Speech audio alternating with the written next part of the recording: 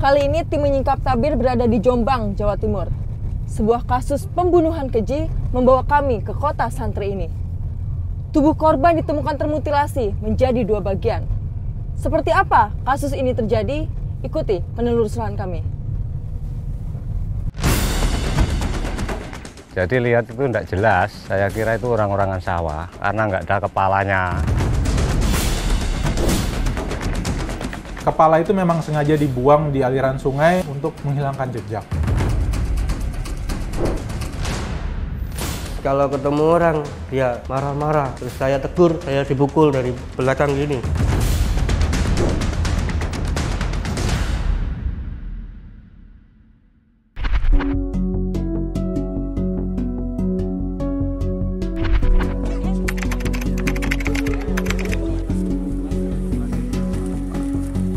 Jalan kecil di tengah hamparan sawah di Desa Duku Harum, Kecamatan Megaluh, Kabupaten Jombang, Jawa Timur, pertengahan Februari lalu dipadati warga. Sesosok jasad manusia tanpa kepala yang teronggok di saluran irigasi menjadi perhatian. Polisi yang datang ke lokasi langsung melakukan olah TKP. Tak ada yang mengenali jasad berjenis kelamin pria ini. Selain karena tanpa kepala, juga tidak ada identitas yang menempel di tubuhnya. Untuk keperluan penyelidikan, jasad korban dikirim ke Rumah Sakit Umum Daerah Jombang. Jadi hal ini diawali dari salah satu warga di Duku Harum itu sedang mencari ikan di saluran irigasi di Duku Harum. Ternyata menemukan bahwasanya ada mayat laki-laki tanpa kepala. Setelah itu warga kaget dan melaporkan ke aparat desa, kemudian melaporkan ke Polsek dan Polsek segera berkoordinasi dengan Polres untuk ke lokasi kejadian ditemukannya mayat mutilasi tanpa kepala tersebut untuk melaksanakan olah TKP di tempat kejadian perkara.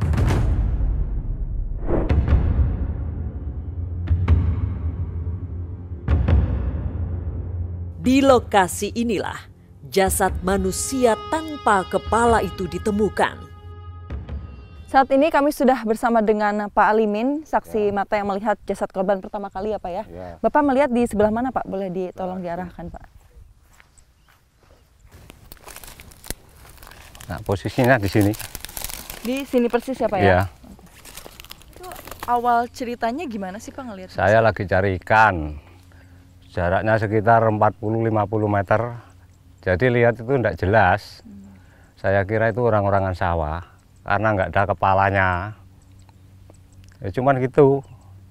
Terus saya naik ke jalan, saya pulang. Terus ketemu teman saya, penasaran, saya suruh ngecek. Terus nggak berani, lihat doang. Terus saya suruh, itu bilang orang-orang yang berani ngecek, kayak gitu. Bapak ngelihat sekitar jam berapa itu Pak? Jam 12. Bentuknya gimana Pak? Maksudnya jasadnya tuh kelihatan gimana sih? Jasadnya ini sudah gemuk, ya menghadap ke itu, sudah tengkurap, menghadap ke timur. Wah, tuh iki apa? Pada hari yang sama, warga Dusun Kedung Lempuk, Desa Pesantren, Kecamatan Tembelang, juga digegerkan dengan penemuan potongan kepala manusia. Rupanya, potongan kepala ini terkait dengan potongan tubuh yang sebelumnya ditemukan di Desa Duku Harum. Hasil otopsi memastikan bahwa tubuh yang kami temukan dengan kepala yang ditemukan ini merupakan satu bagian. Nah, pada saat itu sudah ditemukan, dilakukan identifikasi mayat tersebut. Dan ada salah satu data yang memang kami yakini bahwa sidik jari yang kita lihat secara manual ini sama persis. Kami melakukan penyelidikan kepada keluarga, kami menanyakan informasi dan membenarkan bahwa korban ini sudah keluar dari tanggal 8 Februari hari Sabtu. Ya, Mayat yang ternyata korban mutilasi ini diketahui bernama Agus Soleh, warga desa Jatirejo, Kecamatan Diwek, Kabupaten Jombang. Agus meninggalkan rumah sejak Sabtu 8 Februari 2025 lalu.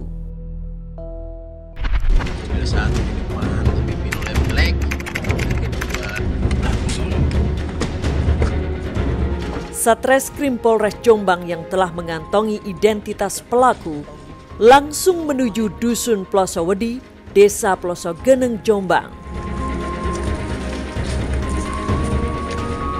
Sebuah rumah di desa ini pun digerebek.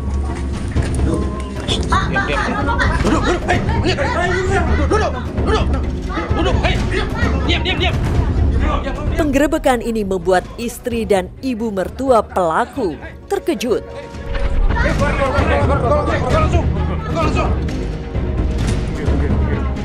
Dan dari dalam rumah ini, polisi menemukan sepeda motor milik korban.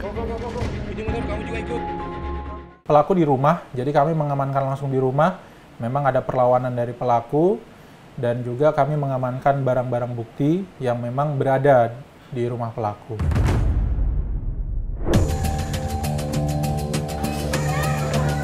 Inilah tampang pelaku yang telah memutilasi Agus Soleh.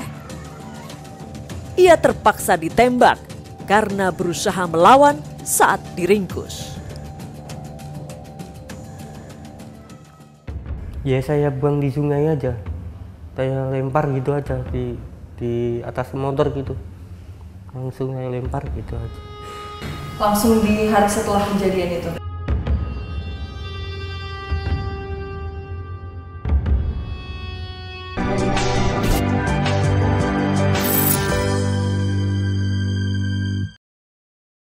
Pelaku pembunuhan yang disertai mutilasi di Jombang telah diringkus polisi. Lalu apa alasan pelaku melakukan perbuatan kejinya? Kami akan mengungkapnya.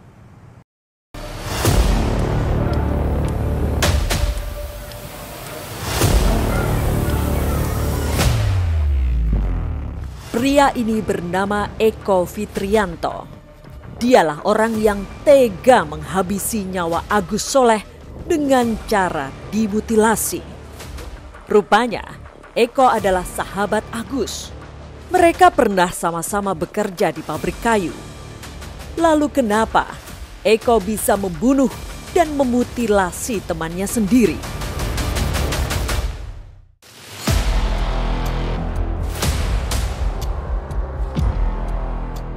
Tim menyingkap tabir sempat bertemu langsung dengan Eko Fitrianto, sang eksekutor. Kepada kami, Eko menuturkan awal mula peristiwa itu terjadi. Pak, waktu kejadian malam kemarin yang minum miras dulu sampai ke akhirnya aksi pembunuhan tuh kayak gimana awalnya? Dari awal ketemu dulu, saya di WhatsApp itu, saya waktu itu masih kerja, terus dia samperin. Di situ dia sudah mabuk kan, datang-datang sudah mabuk. Terus saya diantar pulang, terus minum yang dia bawa tadi. Dalam keadaan mabuk, Eko dan Agus kemudian berkeliling dengan menggunakan sepeda motor. Saat itu, Agus yang dibonceng berbuat onar dengan meneriaki setiap orang yang lewat. Di situ dia sempat resek, sempat itu. Terus kalau ketemu orang dia marah-marah.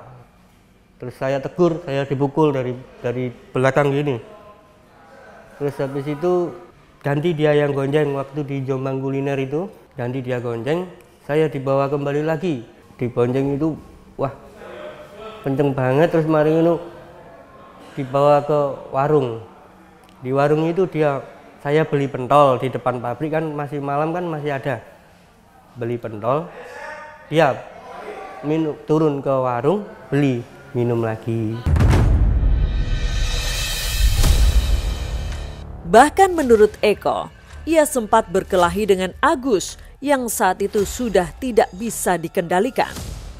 Terus sempat berantem itu saya di situ. Terus saya lihat, kamu lihat saya enggak? Terus dilihat, saya terus dipeluk. Terus tenang, dia tidur lagi, saya tungguin gitu. Terus kalau ada orang lewat lagi, ada sepeda motor lewat, bangun lagi gitu, terus menerus gitu. Saya rasa di situ kok nggak aman, banyak orang lewat gitu. Terus saya bawa ke TKP itu, yang terakhir, TKP terakhir di situ. Dan di situ saya diajar lagi di situ. Perkelahian antara Eko dan Agus berlanjut di pinggir sawah.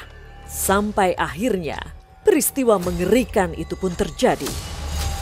Saya pukulin sampai dia nggak sadar itu.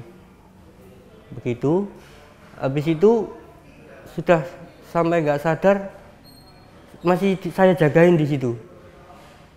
Nanti biar nggak ada orang lewat lagi atau gimana itu, menang besok lagi. Saya pikir dia itu masih hidup. Saya pikir itu kok lama nggak bangun, nggak ada apa reaksi sekali ya. Habis saya cek itu, saya pulang, saya panik, saya sambil itu alat kerja saya itu tadi bilang istri saya, Bu ambilkan sosro gitu. Saya kembali ke situ lagi, sama saya terjadi itu tadi. Saya okrok gulunya itu. Agus terbunuh dengan kepala terpenggal dan jasadnya ditemukan 4 hari setelah peristiwa pembunuhan. Eko bingung setelah melakukan perbuatan kejinya itu. Ia pun kemudian membuang potongan kepala sahabatnya itu ke aliran sungai. Ya saya buang di sungai aja. Saya lempar gitu aja di atas motor gitu. Langsung saya lempar gitu aja. Langsung di hari setelah kejadian itu? Ya 1 hari ya itu tadi. Langsung itu. Untuk menghilangkan jejak pembunuhannya, ia sempat menghubungi keluarga korban dan mengatakan kalau Agus pergi ke Bali. Waktu telepon itu saya bilang kalau ke ibunya kalau Agus itu ke Bali, kerja ke Bali. Sempat percaya itu juga. Oh iya, tak apa-apa, yang penting ada kabarnya. Gitu. Cuma itu di chat, nggak di telepon. Waktu di telepon saya nggak berani ngomong, sekata pun nggak ngomong saya. Mutilasi. Perbuatan ini merupakan satu tindak kriminal yang sangat sadis. Mutilasi juga salah satu langkah yang dilakukan oleh pelaku kejahatan untuk menghilangkan jejak. Mutilasi itu merupakan suatu langkah untuk menghilangkan jejak ketika seseorang telah melakukan pembunuhan berencana biasanya. Dan mutilasi bukan merupakan satu-satunya untuk menghilangkan jejak. Ada yang dikubur, ada yang dicor di dalam tong, ada yang dikubur di dalam rumah, di bawah tempat tidur, dan lain sebagainya.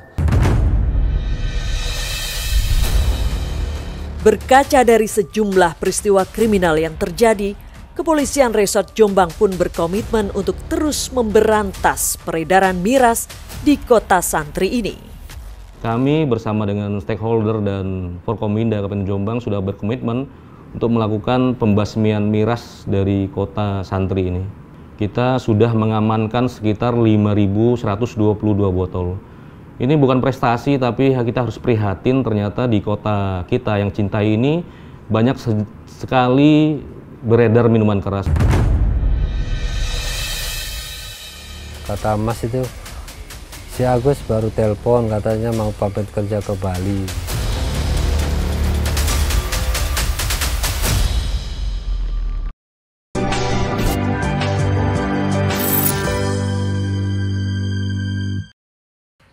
Hingga kini ibu korban masih belum percaya kalau anaknya tewas dengan cara yang cukup tragis.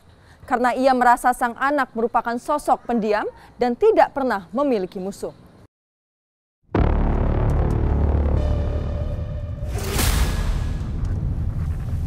Saat ini kami akan menemui keluarga korban untuk mencari tahu bagaimana sosok korban di mata keluarganya.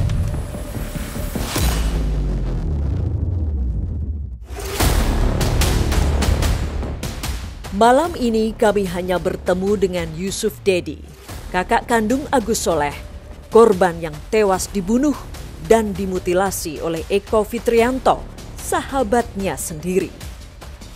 Menurut Yusuf, hingga kini kondisi sang ibu masih syok dan belum mau bertemu dengan wartawan. Kepada kami, Yusuf mulai bercerita soal awal mula keluarga mendapat kabar yang cukup mengejutkan. Rabu tanggal 19 itu sekitar jam 9 dapat telepon dari Pak Polisi. Katanya suruh ke Polres memastikan kalau jenazah yang ditemukan itu Agus. Kemudian saya pamit ke bos, mau ini ada berita dari Polres katanya mau memastikan ada mayat pembunuhan gitu. Setelah itu ke Polres dimintai keterangan, dikasih tahu kalau ini benar-benar adiknya, ini benar-benar Agus, soalnya sepeda, HP, pelaku juga sudah mengakui gitu. Setelah kasih keterangan, dikasih lihat ke rumah sakit jenazahnya itu. Dari situ mulai yakin kalau itu benar-benar adik saya, Agus Soleh.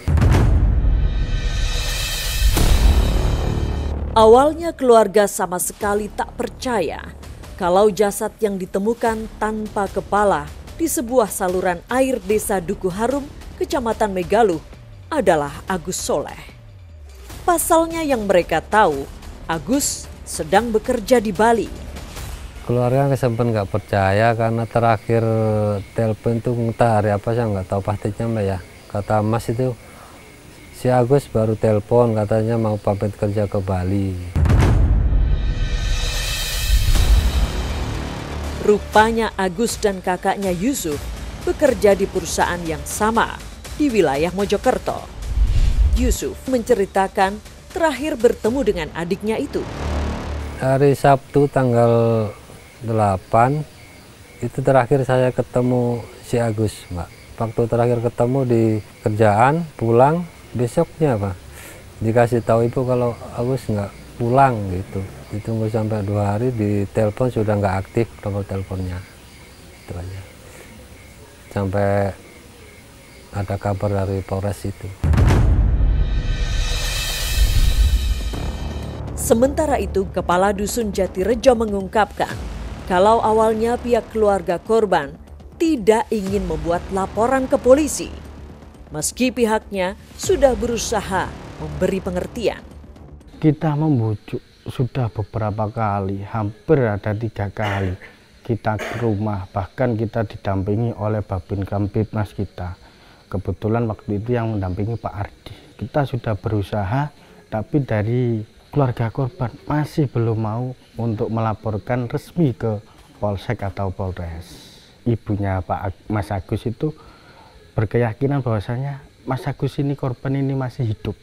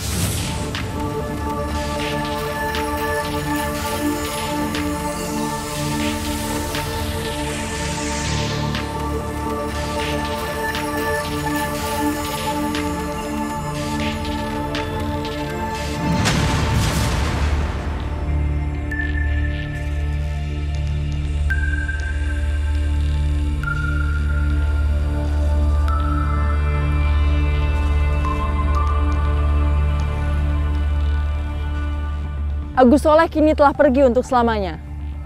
Ia tewas dengan cara yang cukup tragis.